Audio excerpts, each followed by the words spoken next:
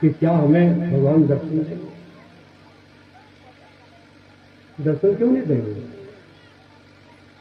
हम सदगुरु से ज्ञान लेकर के मंत्र करके उनको बताया रास्ते पर चलेंगे तो हम शीघ्र ही परमात्मा के दर्शन कर सकते हैं।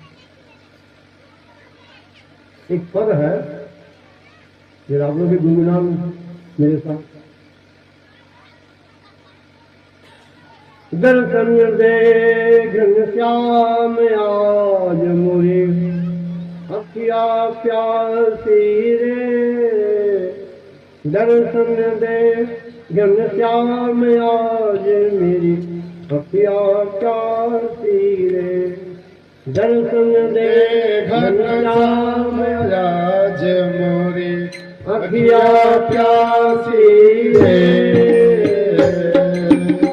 दर्शन दे घनश्याम आज मोरी अखिया प्यासी रे। दर्शन दे घनश्याम आज मोरी अखिया प्यासी रे।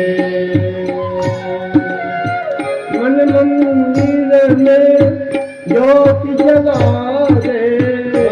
मंदिर में ज्योति जला दे। मन मंदिर में ज्योति जला दे। मन मंदिर में ज्योति जला दे। घट घट